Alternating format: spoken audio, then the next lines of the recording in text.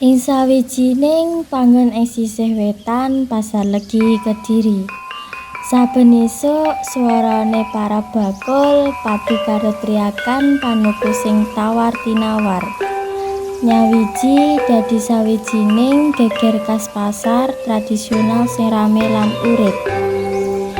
Ing salah siji pojok pasar sing ora pati katon ana bocah cilik jenenge Rian.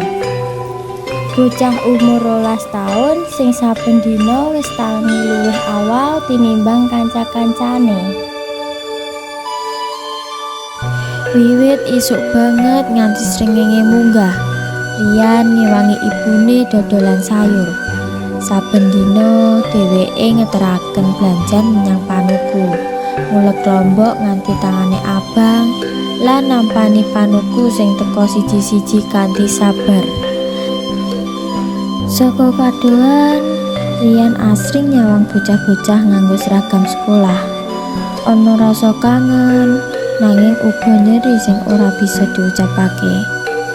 Saben dina, dheweke mung iso ngomong marang awake dhewe. Mungkin saiki durung wayahean, sing penting bantu ibuke dhisik. Suwe sawijining esuk, nalika Rian lagi nglereni lombok abang, liwat rombongan bocah sekolah sing padha ngguyu rame. Salah siji saka bocah kuwi kancane mbiyen wektu SD. Dheweke nyedak karo guyonan, nanging nadane rada ngejek.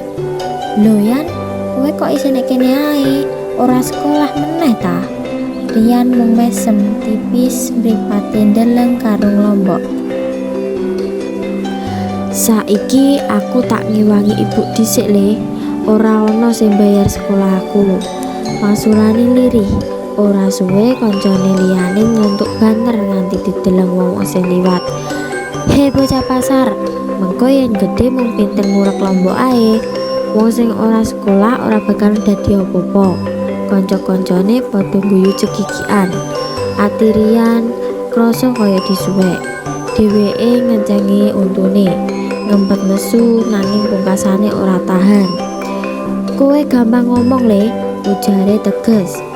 "Kowe duwe bapak ibu sing sugih, dadi sekolah iku ora masalah. Lah aku, yen aku lunga, ibuku sapa sing nulungi? Bapakku wis ora ana. Aku mung siji-sijine sing iso bantu ibuku dodolan." Suarane Rian nganti kregep, nanging demi patin murup, wong pasar sing krungu banjur padha meneng. Kancane sing ngina dadi kikuk ora bisa dadi apa-apa.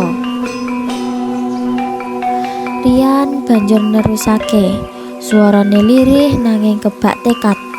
"Aku pancen bocah pasar, nanging ora ateges aku ora duwe impen.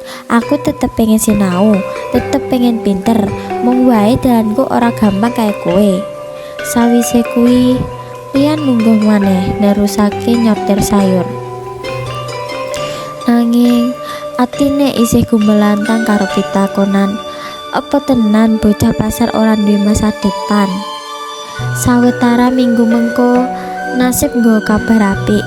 Ana komunitas relawan pendidikan sing teka kanggo survei pasar. Salah siji relawan weruh ketekunan Rian wektu ngetung raga lan carane ngomong sopan karo panuku. Relawan kuwi banjur ngobrol karo ibune Rian. Lan saka kono dheweke ngerti yen bocah iki pancen pinter, nanging ora duwe biaya sekolah.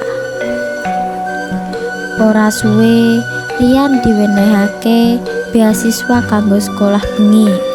Esuk isih dadi bocah pasar, nanging sore nganti bengi dheweke lungguh ing bangku sekolah nganggo seragam sing suwe diimpi-impi. Saka wektu kuwi, Rian ngerti yen ora ana sing mustahil, yen wong gelem usaha lan duwe semangat. Cerkak iki maringi piwulang yen masa depan ora ditemokake saka usul-usul utawa kahanan ekonomi, nanging saka tekad lan semangat kanggo maju. Saben bocah duwe kesempatan sing padha yen ana wong sing gelem dukung lan percaya marang potensine. Makes it hard.